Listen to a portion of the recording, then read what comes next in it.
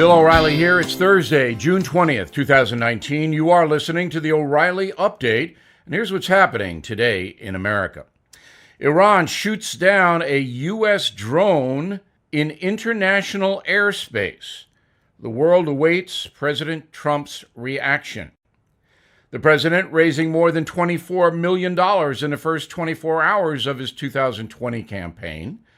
Senator Cory Booker says racial reparations for slavery are urgently needed in America. Health officials in the Dominican Republic say the mysterious deaths of 9 Americans are fake news. Also coming up, big trouble in California. That is my message of the day. But first, the world awaiting reaction from the U.S. government after Iran shot down an American drone in international airspace. The Iranian mullah is apparently seeking a military confrontation with the world's most powerful nation, the United States. President Trump will have to decide how to punish Iran, but that country will be punished. Mr. Trump smashed fundraising records Wednesday, taking in more than $24 million during the first day of his re-election campaign. The figure is greater than Joe Biden, Bernie Sanders, and Beto O'Rourke combined their donations during the first 24 hours of their campaigns. House Democrats holding public hearings on racial reparations for the descendants of former slaves before the Civil War. Senator Cory Booker said the cash payments are, quote, urgently needed to address what he calls the new Jim Crow. Now, I've written a column on the situation, which you might find interesting. It is posted on BillO'Reilly.com. To the Dominican Republic, where health ministers are dismissing the mysterious deaths plaguing that vacation spot as fake news. At least 9 Americans have died in the DR in recent months. Agents from the FBI are now investigating resort, food, alcohol, swimming pools, and air conditioners to try to figure out what's causing the illness that is causing so much trouble. The stock market bracing for next week's G20 summit in Osaka, Japan. President Trump is set to hold private talks with Chinese President Xi, raising new hopes the planet's 2 largest economies can avoid a potential trade war. Coming up, my message of the day, bad times in California. Right back. A young lady was looking to buy her first home in Texas. The market at her price point is very hot, so she went to realestateagentsitrust.com for help. To ensure her offer was accepted, her agent suggested the following steps. 1. Get pre-qualified with a mortgage company that her agent had a history using to satisfy the seller's agent. 2. Find a home that was priced to sell, so they knew the owner was ready to move. 3. Find a home well located and priced correctly so it could be leased if an emergency occurred. 4. Anticipating multiple offers, offer more than asking, but still less than what the house would be appraised for. And 5. Offer to help with some of the closing costs. The house the lady wanted had 10 offers in 3 days, but she got the house because she had an agent who knew how to get the job done. That's why I love realestateagentsitrust.com. No pinheads, just great agents. Get moving with realestateagentsitrust.com. That's realestateagentsitrust.com. Now the O'Reilly Update, a message of the day. California is in trouble. The nation's largest state is a beautiful place. I think I visited every county in California. You have magnificent coastline. You have mountains. You have a very nice climate. There are 37 million citizens in the state of California, by far the largest state we have in the Union. 55 electoral votes, so California is very powerful. It is the world's 5th largest economy, behind the USA, China, Japan, Germany, and ahead of the UK. Median housing price in California, $544,000. Lowest median housing in the United States, Ohio, $169,000.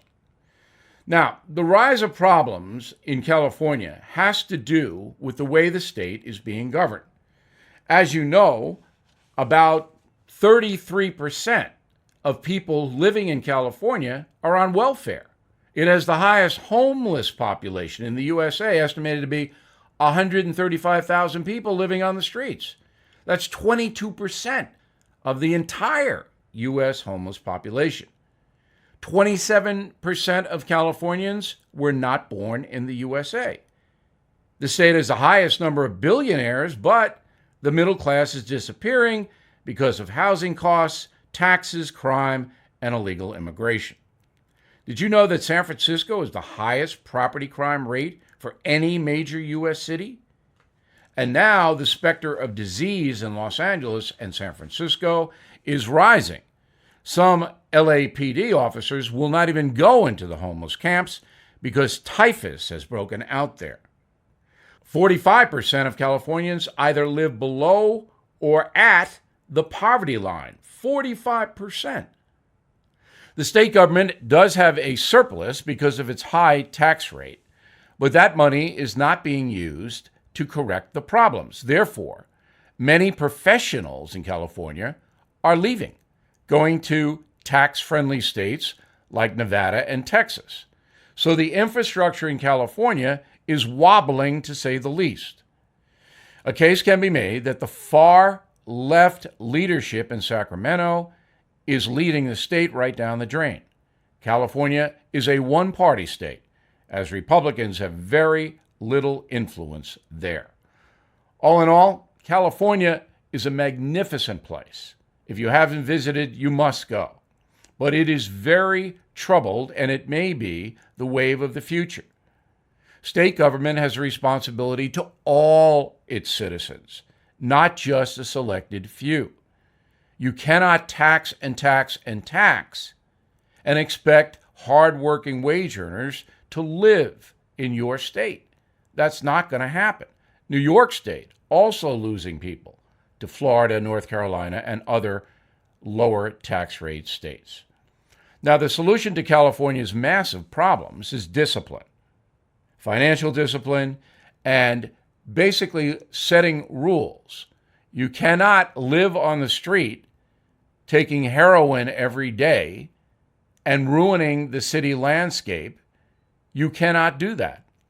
If you can't find a place to go, the state should provide one. But enough is enough, as the state of California is in big trouble. More analysis and commentary on BillO'Reilly.com. You can watch the No Spin News there every night at 7 Eastern, and we'll be back in a moment. Well, you've been hearing about gold all over the news, and prices keep going up. Experts warning a recession may be coming, and it's time to prepare. A recent analyst this week says he sees gold going up hundreds of dollars per ounce to hit $1,700 an ounce. That's why I recommend that you contact the Hartford Gold Group now to learn more. To get you started, the Hartford Gold Group will give you a free silver coin. All of my radio listeners will get it. And if you're listening right now, you can get the coin from the Hartford Gold Group.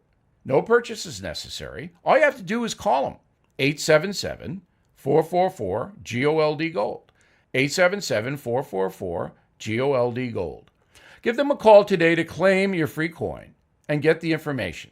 Available for a limited time only. 877-444-4653. 877-444-4653. Please call today. The O'Reilly Update continues now with something you might not know. Today marks the 44th anniversary of the release of Steven Spielberg's very scary movie, Jaws. The film would become the first summer blockbuster in U.S. history, earning more than $460 million worldwide, not an easy feat in 1975. Spielberg's terrifying great white shark has scared generations of fans, but here's something you might not know. The film also had a major impact on the planet's shark population. The movie sparked a global hysteria surrounding sharks, particularly great whites. And scientists say that caused overfishing, intentional killings, or trophy hunting that caused major population declines of great whites across the planet.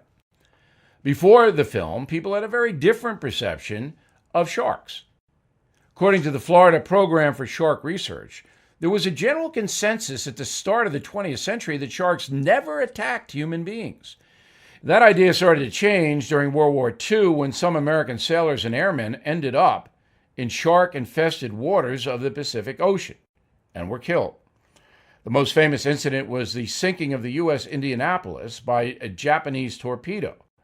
Of the 1,000 men that survived the attack, just 300 were eventually rescued. Historians saying more than 150 sailors were eaten by sharks over the course of 4 days. You can read that harrowing story in the book Killing the Rising Sun.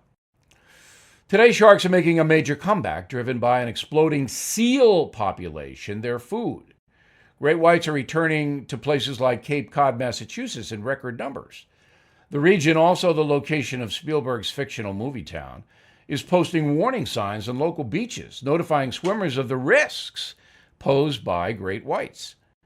The mingling of humans and sharks along the shoreline is very risky, of course. One man fatally injured while surfing last year. So remember, if you plan on swimming off the coast of New England or even Long Island this summer, don't go in the water at dusk or dawn. Remove jewelry. Sharks like shiny objects. And if you see a seal, get out of the water. You may have accidentally stumbled on a great white's next meal, and you don't want to be part of that menu. Back after this. A few weeks ago, we announced our first ever cruise through history taking place next spring. This is more than your average pleasure cruise. Yes, there's going to be great Italian food and plenty of time to bask in the Mediterranean sun. But we're also going to take you back in time to the foundations of our faith, our freedom, and human progress.